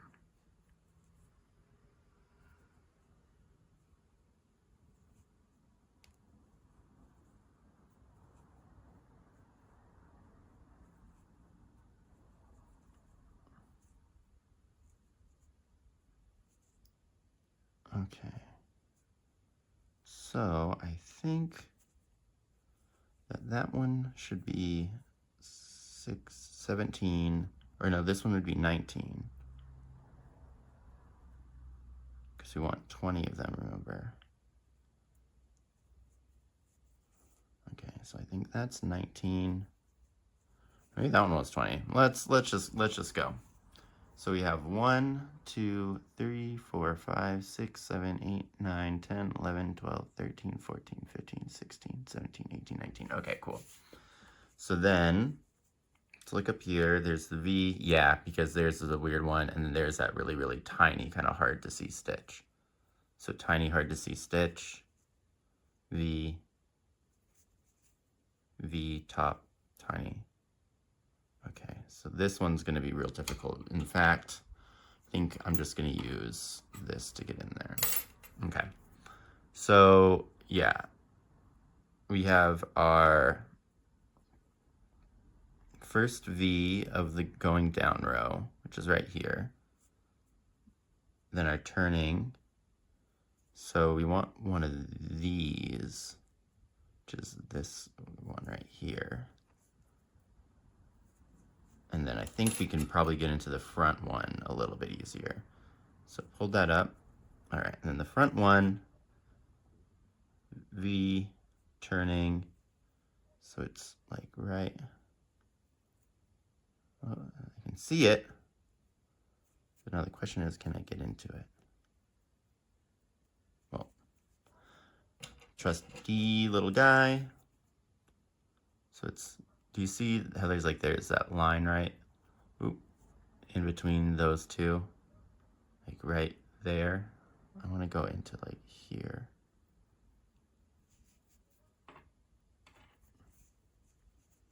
I think I made it tighter when I was trying to show you guys it. Ooh. This needle might be too blunt because it's going. There we go. There we go. Really pull that up to make it easier to get into. Awesome.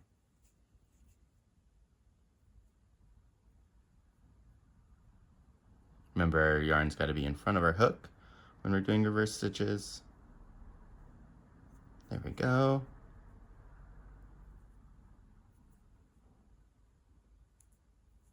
Perfect. Oh, and then our last pull through needs to be in our gray color. All right, so here's where that little mental thing is gonna happen. So what we're gonna do here is we're going to do a reverse spike bobble stitch, but this one's like a reverse hyphen spike bobble. So we're going to do a regular spiked bobble, but we're going to do it in a reverse stitch method like we've been doing with like the rest of our stitches. So let's go ahead and tuck in our gray. Also, because we are currently looking at the wrong side of our wing, we're going to be encasing the orange yarn on the front, or I guess on the front side, on our side, the side that we're looking at right now. We're going to encase the yarn on this side of the wing. Okay. Sounds kind of complicated for right now, but again, just bear with me. So to wrap around, we're going to want to go from the back of the yarn, this is important, from the back of the yarn and wrap this way. Because remember, whenever we do a reverse stitch, we always need to have the working yarn in front of our hook. So if we wrapped around this way, it wouldn't, if we wrapped around this way, it wouldn't work because that working yarn is behind the hook. So again, from this position, I'm gonna take my hook behind my yarn to wrap it. Perfect. Now I'm gonna go into that corner stitch from the back. Really get in there. Then from the back over here as well. Okay, where are we?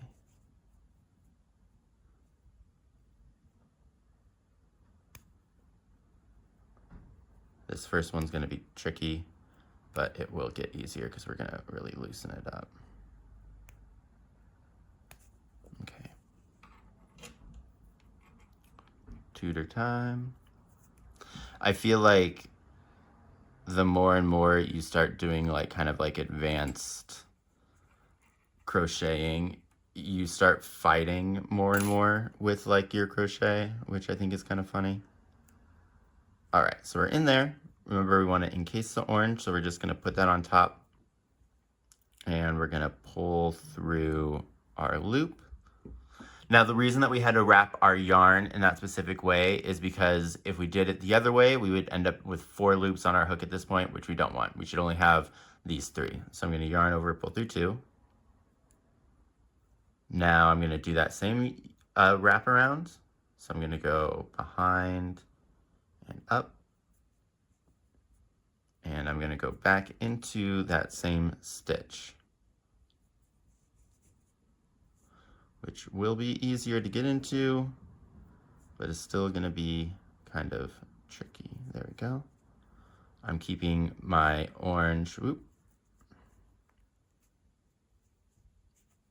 over my hook, can't encase it, yarning over, pulling through, yarning over, pulling through 2. So I've got 3. Now I do my 2 chains and pull out the second run from my hook, go in there and pull through that second one. There we go. Now go behind, go into that same stitch again, keeping the orange on top of my hook, yarning under and pulling up, and then pulling through, and then pulling through 2.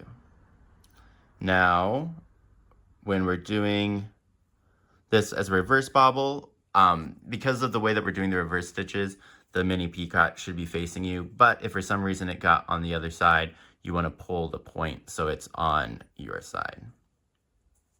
Okay, and then we're going to drop our gray, pick up our orange and do that final pull through all 4 in that orange.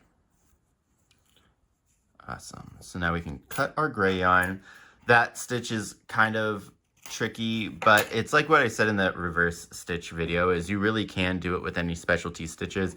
It just does take a little bit of thinking when you're doing it to really kind of make sure everything works. So let's give those 2 a little tug. Alrighty. Any more of my orange. And now we're just gonna continue with those reverse single crochets. So let's identify our first stitch. It is this one right here. Gonna go through the back and then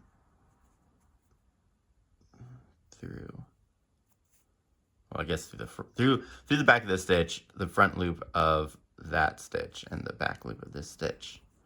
Gonna yarn and pull through. Perfect. Now let's give those one more good tug. Alrighty. And continue down. So there's 1. Whoop. There's maybe a 2. That's split. There we go. There's a 2. 3. 4.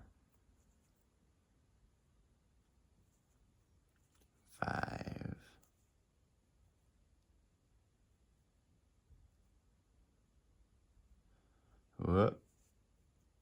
6.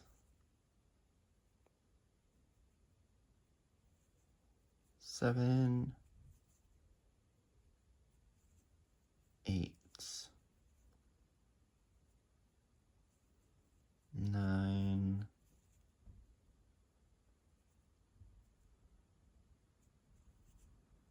10. 11.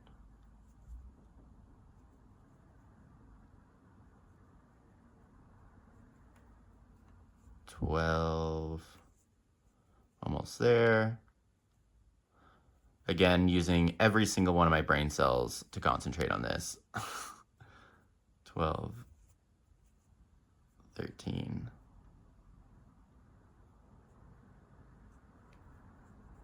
14.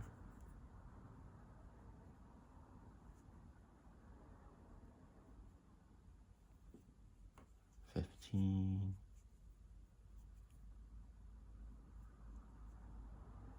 16. 17.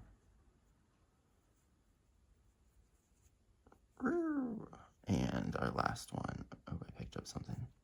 18. With these chains in here, you might need to kind of pull them to see where the actual final stitch is, but you'll be fine. Okay, 18. There we are. So we'll chain. Give this a little cut.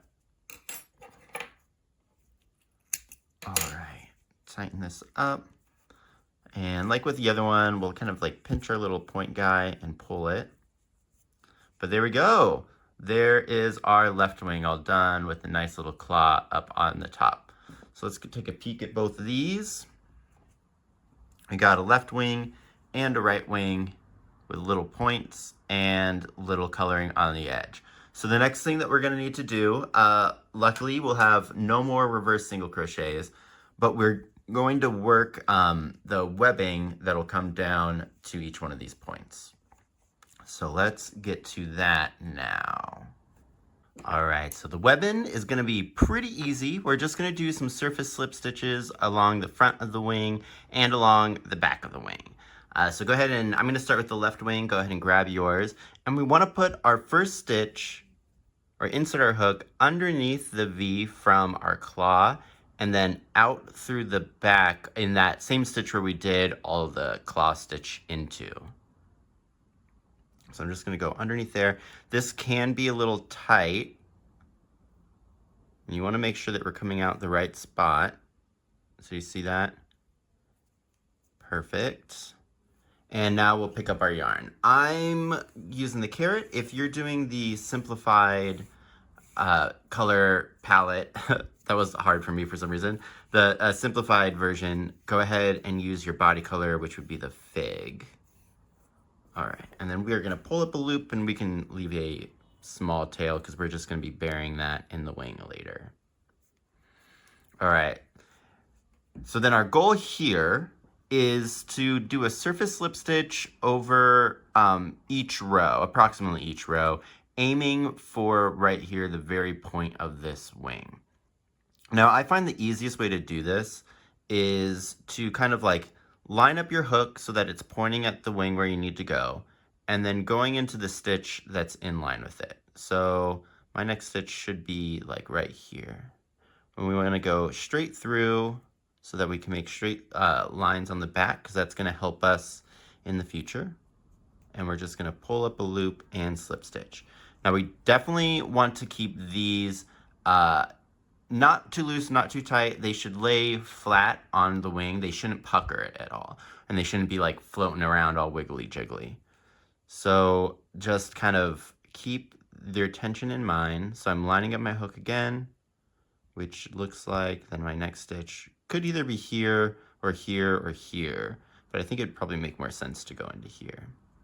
This is why I say that like we're aiming to put a stitch in each one, but our main goal here is to keep the line as straight as possible.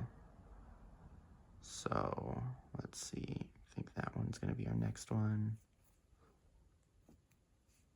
And with that too, this is why we can't really rely on our hook to give us the correct gauge and tension, because some of these stitches might be a little bit longer, whereas some of the other ones might be a little bit shorter.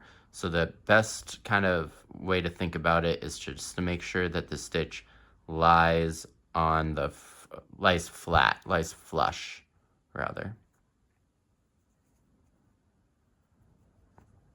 Okay, so we're almost there.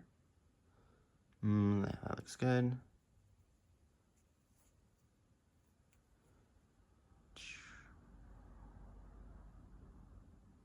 So here's like a weird breaking point, right? Because if I line this up, I have a hole right there, and that kind of is it. It does feel like it's kind of long, but I think that's gonna be fine. And then I actually might go here, and this one's gonna be fairly short, but I think it's gonna keep us on the straight line path, because if I went into that other one too soon, then I would get like a more crooked line, which we don't want. Oop.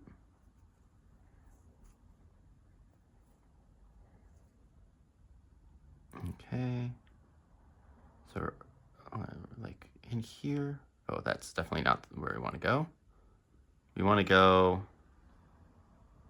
into here. Now, I'm mostly using the natural gaps that are within the rows and the stitches for this, instead of kind of splitting the stitches. All right, so we're gonna put our last one underneath this chain right here that's like at the end of the row. And then I'm going to chain one, and I'm gonna turn.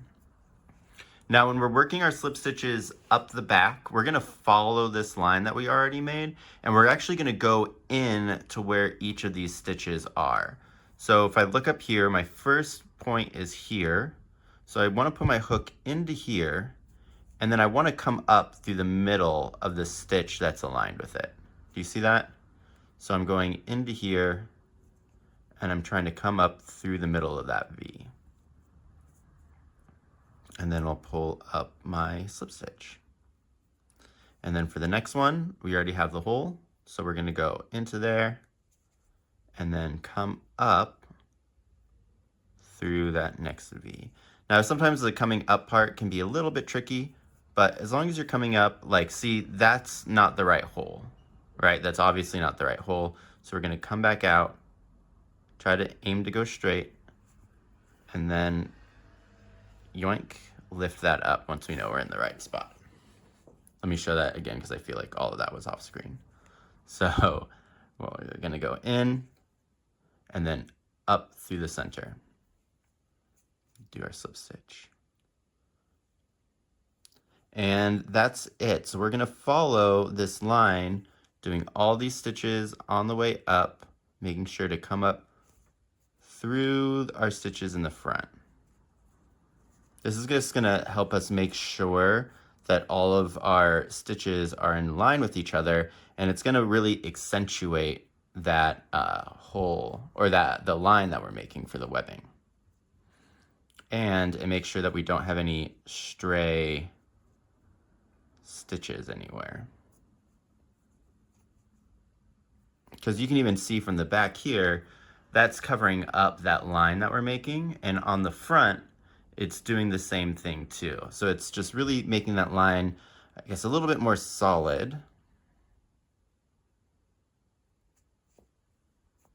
Oops.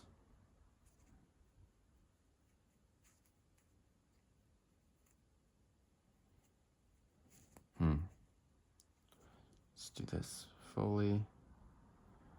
Whoa. There we go. Okay.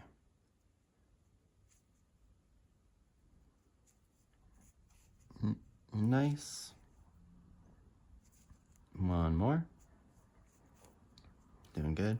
Some of these are so much easier to work into than the other ones are.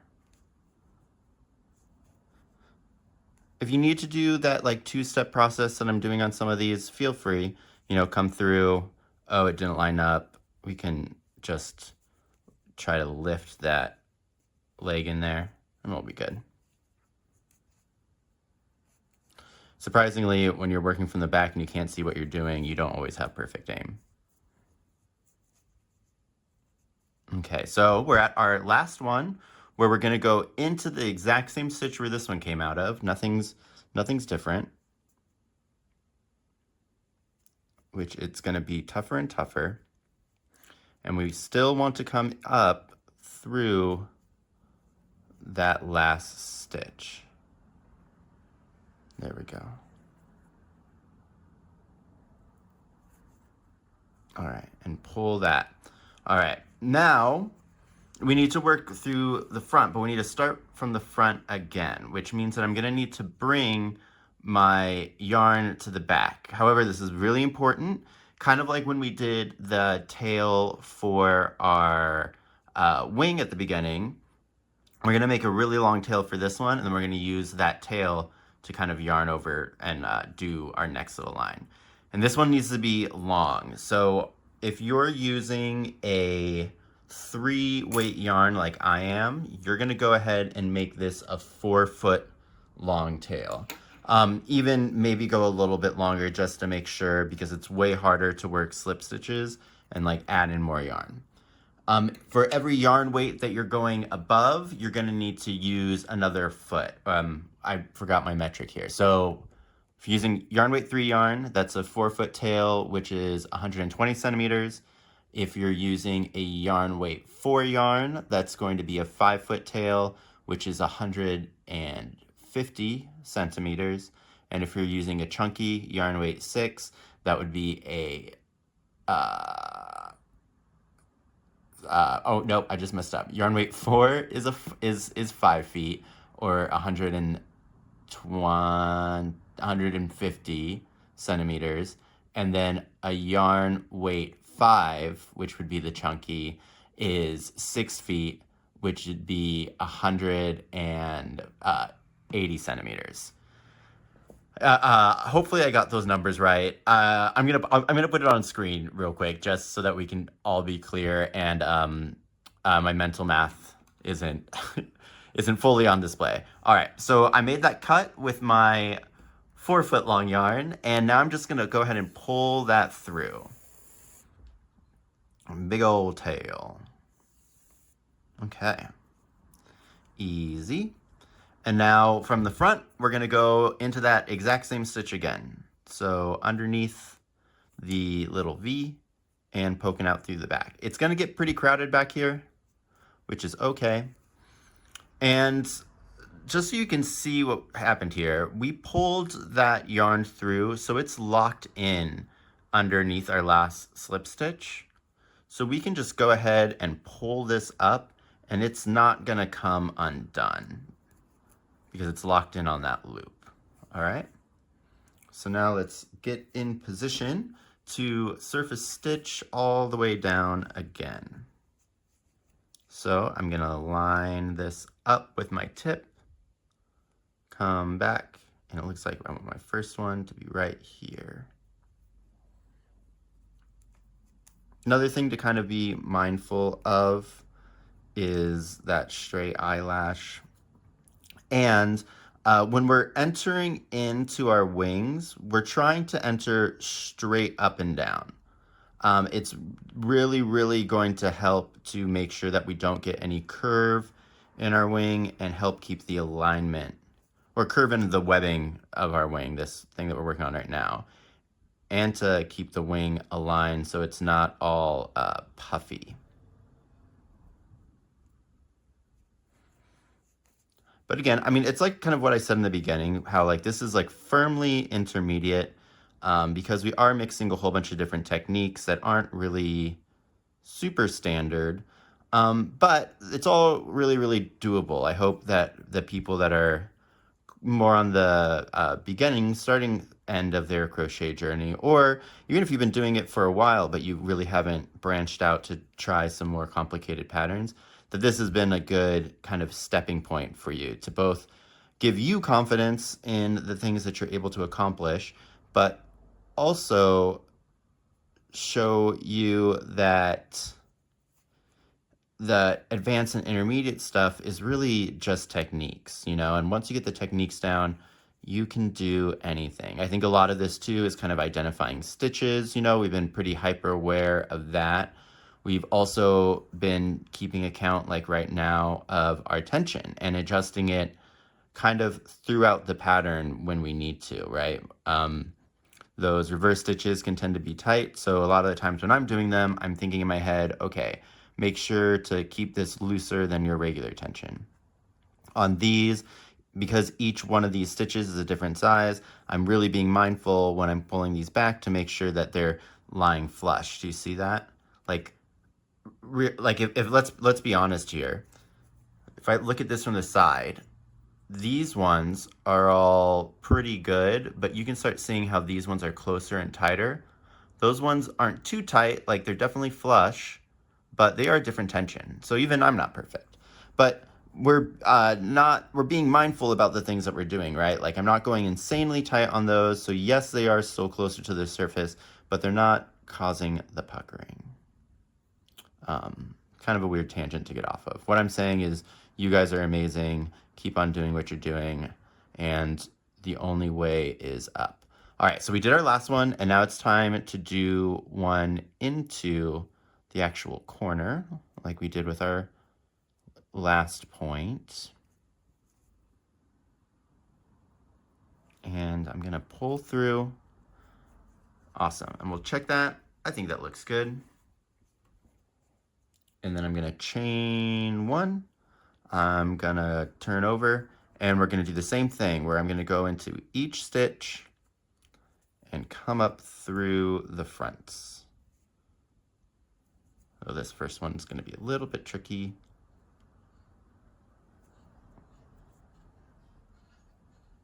I know you wanna go through there. There we go. I know you wanna come back through there. There we go. All right, there we go.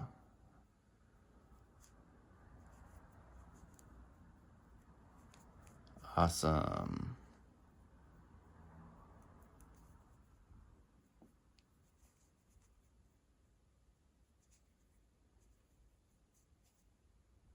Oh, drop some of the yarn. Perfect. All right. Once you've done one side, I feel like it's a lot easier to do the other just because you kind of can have the feeling. A lot of crochet, and you'll know this if you've used dark colored yarn or some of that, like, I think this happens sometimes with chenille or like really fluffy kind of specialty yarns. There's a lot of things in crochet you'll do through feeling. Like you can feel where the things are. If you have no idea what I'm talking about, start trying to kind of pay attention when you're running your fingers along your crochet. Like feel the stitches kind of where they are underneath your hand that's holding the yarn. Pay attention to kind of like the tension on the needle poking. It'll really, really help you get faster at doing a lot of even like really basic, even if you're just doing like rows of singles, being able to feel where your next stitch is so you don't have to constantly be looking at it is a good skill to have. I mean, when you think of like people doing granny squares, right? And comes from grannies, and we do know that when we get older, our eyes get worse. So a lot of those, they're just feeling the stitches as they go around.